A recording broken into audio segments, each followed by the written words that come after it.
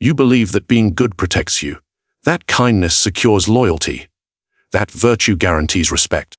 But what if I told you that your goodness is the very reason you will be betrayed, used, and discarded? In this world, goodness is not a shield. It is a weapon placed in the hands of others, against you. For centuries, men have been deceived by a noble illusion that goodness, honesty, and moral purity elevate one above the rest. Yet history writes a darker truth. The virtuous are remembered not for their victories, but for their downfall, often at the hands of those they trusted most. Goodness, when untempered by power, becomes a costly performance, one that serves everyone but the one who wears it. In this reflection, we expose the hidden cost of virtue as seen through the cold eyes of strategy, survival, and the harsh theater of human nature. You believe that being good makes you safe, that people will treat you as you treat them, that fairness, mercy, and kindness create balance in human affairs. But the world is not balanced. It is tilted toward those who exploit the illusions of others. Goodness, in itself, is not a shield.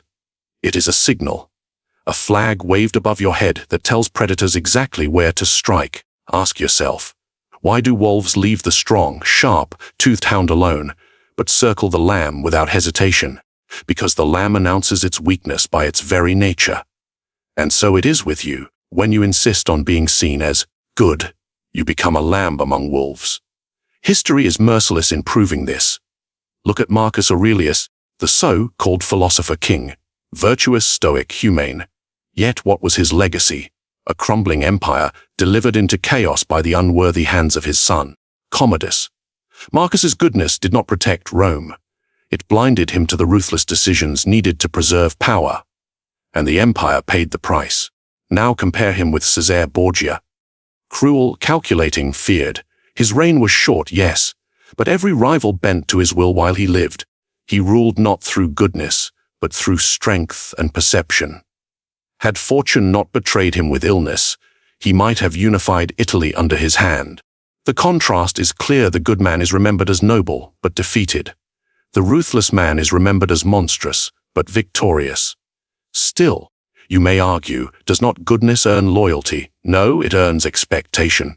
When you act with consistent virtue, others come to see it not as a gift, but as a given. They no longer thank you for fairness. They demand it. They no longer admire your kindness. They exploit it.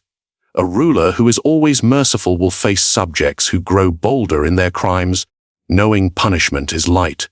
A friend who is always forgiving invites betrayal, because the betrayer expects pardon. And you, if you always show goodness, invite exploitation because others know you will not retaliate. Think carefully. When someone calls you too nice, do they mean it as respect? Or do they secretly mean too easy to manipulate? The mind of man is selfish, always calculating its advantage.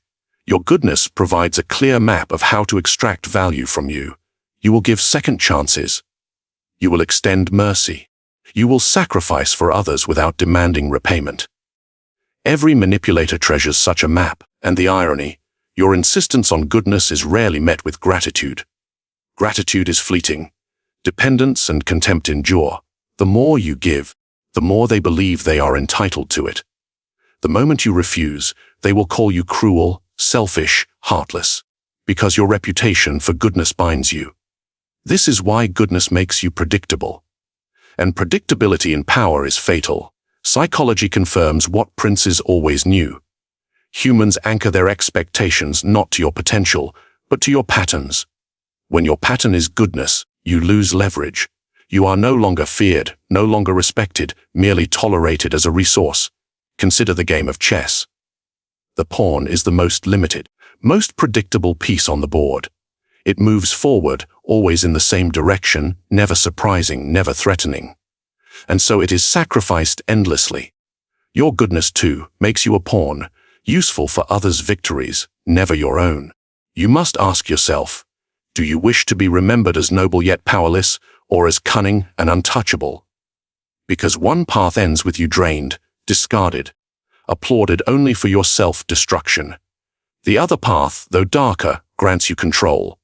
Understand this truth: goodness without calculation is weakness, But goodness wielded strategically, sparingly, deliberately, can be power. To be feared, you must be capable of cruelty. To be respected, you must be capable of punishment. Then, when you choose to show mercy, it is valued. Because it is rare, because it is dangerous, because it could have been otherwise. So do not boast of being good. Do not cling to it as if it will save you.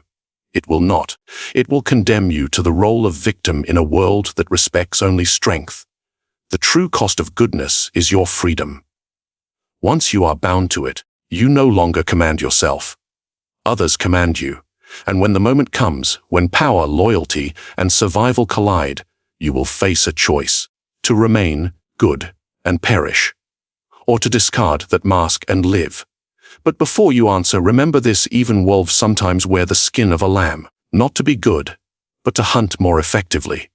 Goodness is not wasted, but it is rarely rewarded in the way you expect, because while you imagine your virtue inspires respect, others see it as an opening, a crack in the wall, a door left unlocked. The cunning know this. They see your morality not as strength, but as opportunity, and they weaponize it. Ask yourself, why do liars confess to the merciful? Why do thieves return to the generous? Why do betrayers seek forgiveness from the forgiving? Because they calculate your virtue into their strategy. It is not loyalty that brings them back, it is utility. History offers countless examples. Consider Julius Caesar, a man both ambitious and shrewd. He often extended pardon to defeated enemies, thinking mercy would turn them into allies. What happened? Those very men, Brutus, Cassius, and others, stabbed him in the Senate. His mercy purchased only betrayal. His generosity funded the knives that struck him down. Do you see the pattern? Your virtue can be turned into a currency, but you are not the one who spends it. Others do, until you are bankrupt of power. Even in small affairs, the lesson holds. Think of the worker who always helps his colleagues. At first, he is thanked, but soon his help is expected. Then, it is demanded, and when he finally says no, he is accused of selfishness. His virtue, once admired, becomes his cage. Why? Because people do not cherish what they exploit. They only cherish what they fear losing. And goodness, when predictable, cannot be lost. It is already theirs to consume. This is why manipulators love the virtuous. The honest man will reveal what he knows, even when silence would protect him. The loyal man will endure abuse, fearing that breaking his word will stain his honor. The selfless man will give again and again, until he has nothing left. All these men believe they are admired. But in truth, they are merely convenient. Consider the psychology at play. Humans are wired for advantage. We justify our selfishness by the flaws of others, but exploit their strengths without hesitation. If your strength is generosity, I will frame my requests as needs. If your strength is forgiveness, I will betray you knowing you will pardon me. If your strength is fairness, I will argue endlessly until your fairness bends in my favor. You think you are guiding the relationship, but really you are a puppet, pulled by strings you yourself offered. Is this not the story of every good ruler who lost his throne? The subjects praise his justice, yet secretly test its limits. The ministers applaud his mercy, yet scheme behind his back knowing punishment is mild. And soon, he is surrounded not by grateful allies, but by enemies fattened on his kindness. Even religion understood this danger. In the Old Testament, God's mercy is paired with wrath. Forgiveness is conditional, punishment swift. Because mercy without the threat of punishment loses its value. Even divinity cannot rely on goodness alone. Now think of your own life. Who takes most from you? The stranger or the friend who knows your kindness? Who dares to push your boundaries? The enemy, or the loved one who assumes you will always forgive? The ones closest to you exploit your virtue most, because they are confident you will not resist. And yet, you must not abandon virtue entirely. For even the ruthless must appear humane. A prince feared but never loved will one day be abandoned. A leader without mercy becomes a tyrant, and tyranny breeds revolt. So the lesson is not to discard virtue, but to control it. To give it as one gives gold sparingly, strategically, and only when it strengthens your position. When your mercy terrifies as much as your cruelty, it becomes a weapon. When your generosity feels unpredictable, it keeps others guessing. When your fairness comes with sharp edges, no one dares abuse it. But uncontrolled virtue, it will be stripped from you, piece by piece, until you have nothing left but the hollow pride of being good. And pride does not protect you. Power does. So remember this, your goodness is never neutral.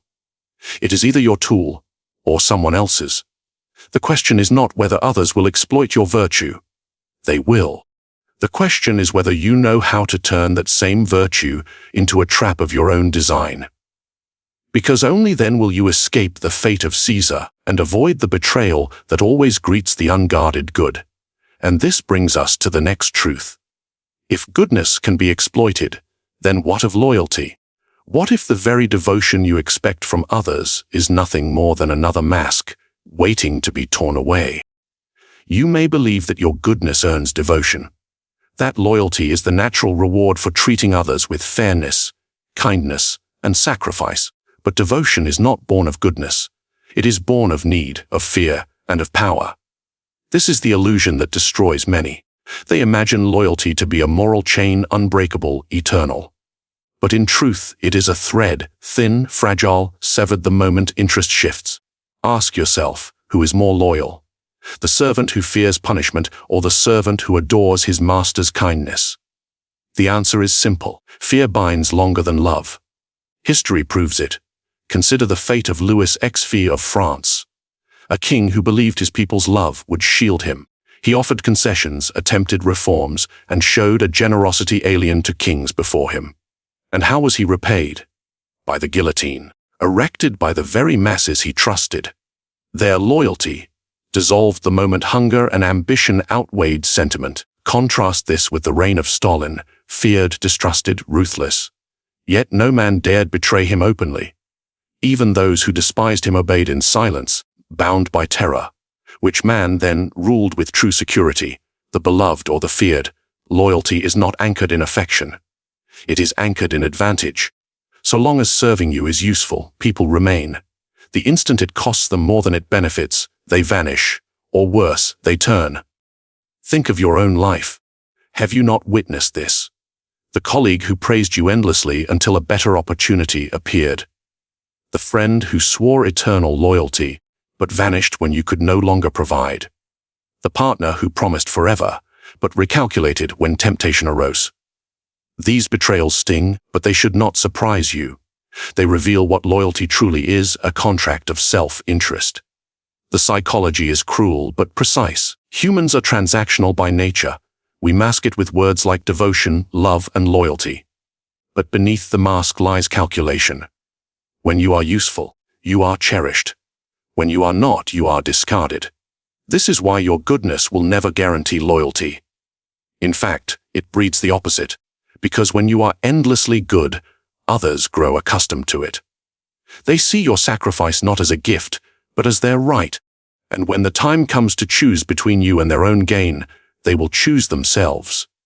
Not out of malice, but out of simple, cold arithmetic. Consider the Roman legions. A soldier's loyalty was not to the Senate or to abstract ideals of Rome. It was to the general who paid him, who fed him, who promised him land. When that general failed to provide, soldiers defected without hesitation. They marched not for patriotism, but for profit. Do you think your friends, your allies, your followers are any different? Yet here lies the danger. You may be tempted to abandon goodness entirely, believing fear alone is enough. But pure fear breeds rebellion. A master hated by all will eventually fall, because men will risk everything to destroy what they despise. The art is balance. Loyalty is not earned by being loved, nor secured by being feared. It is maintained by ensuring others always calculate that staying with you profits them more than leaving. This means you must manage perception. Reward sparingly, punish decisively, and never allow devotion to rest on sentiment alone. Let men believe they love you if it pleases them. But make certain they also fear the consequences of betrayal. Because when love fails, fear remains. Think carefully about this. Have you ever noticed how quickly loyalty shifts when power changes hands? The courtiers of one king bow to his rival the next day. The allies of a fallen leader rush to embrace the victor. Their loyalty was never to the man, it was to the throne. So when you rely on loyalty, do not anchor it in morality. Anchor it in necessity. Make yourself indispensable. Ensure betrayal carries a price higher than obedience. And then, when loyalty falters, as it always does, you will still stand. Because loyalty is not a gift. It is a transaction. And only those who understand this survive betrayal. Remember, the beloved king lost his head, while the feared tyrant died in his bed. So ask yourself, when devotion is tested, do you want to be loved? Or do you want to be obeyed? And as we move forward, consider this: if loyalty is so fragile, what of honesty? If men cannot even keep faith with their masters, what happens when truth itself is spoken without guard or strategy? You have been told that honesty is noble. That truth sets you free. That openness builds trust, respect, and strength. But what happens when truth is spoken without calculation?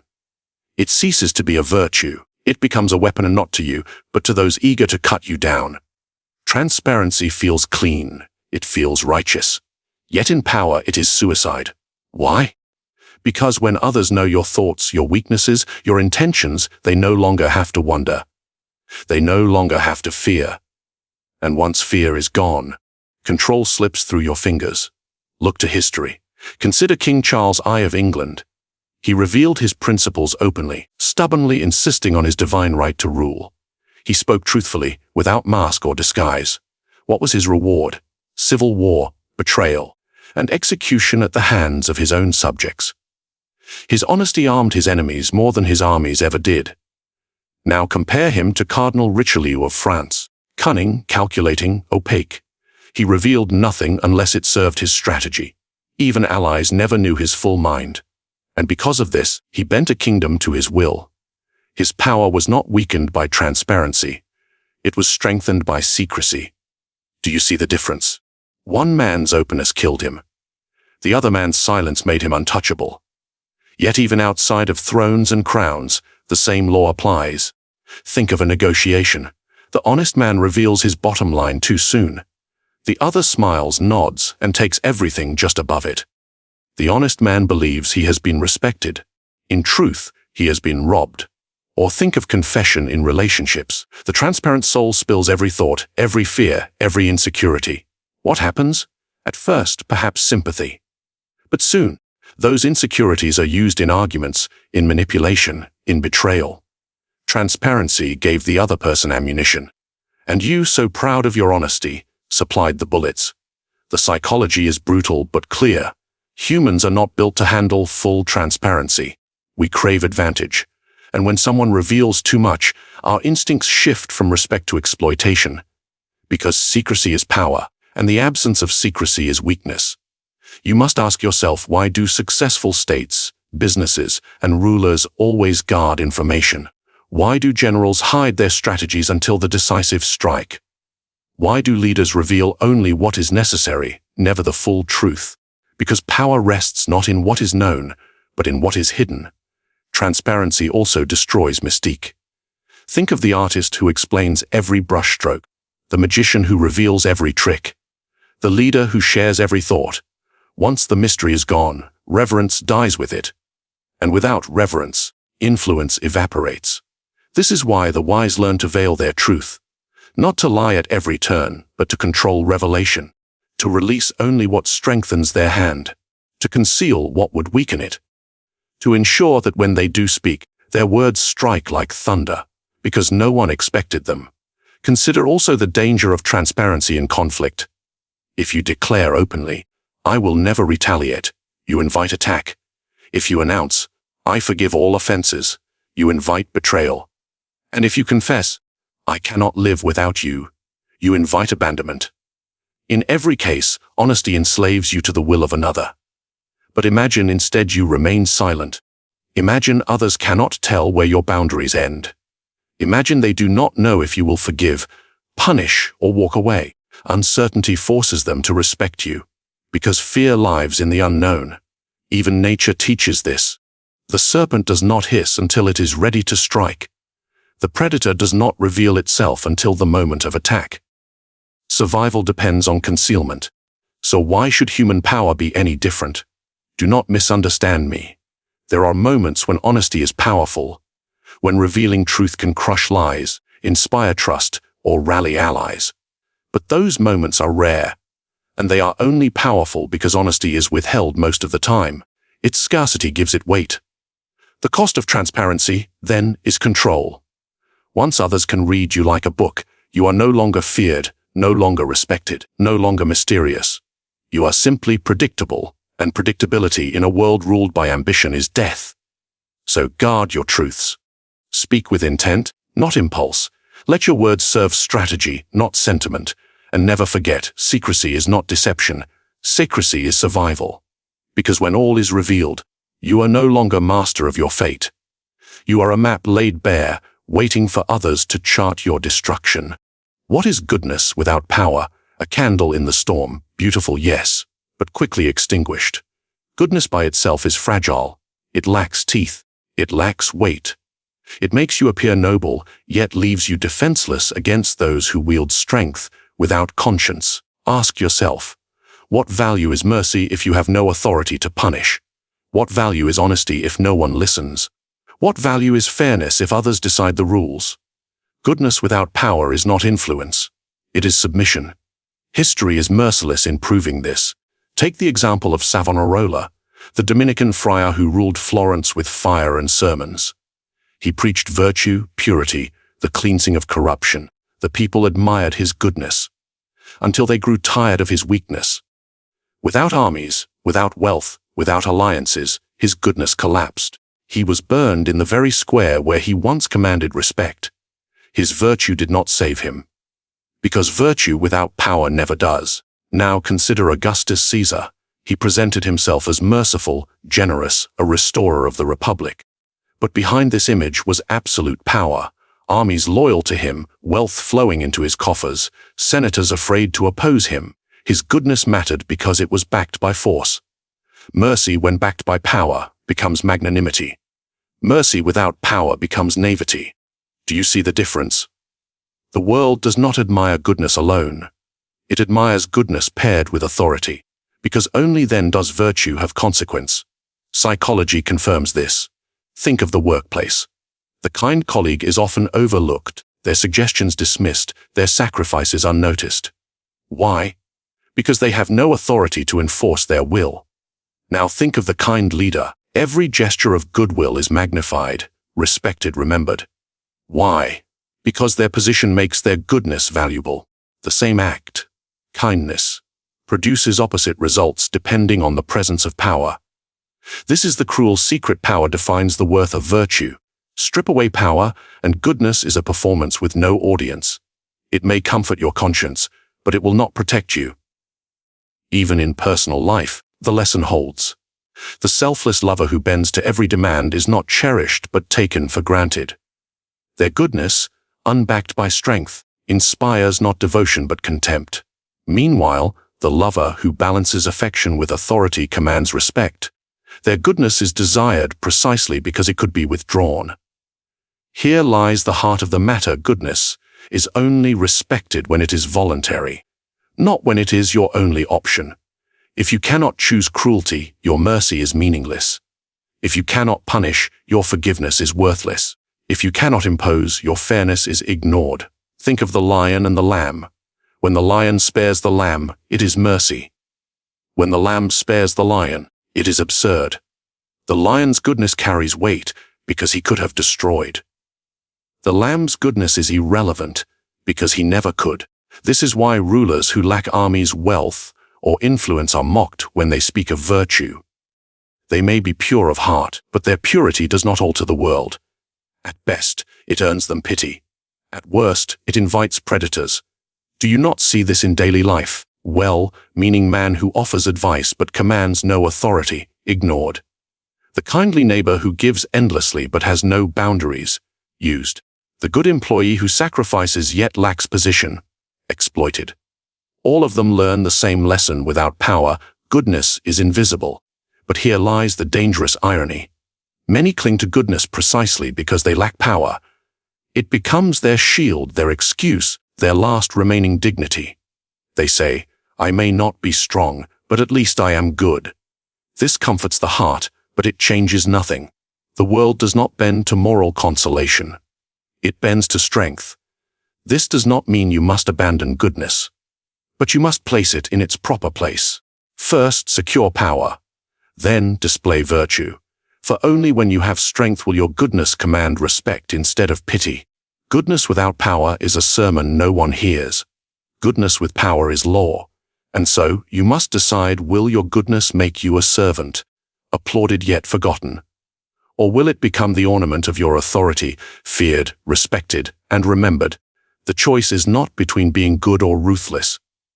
The choice is whether your goodness will be your strength or your undoing. Because in the end, goodness without power is not goodness at all.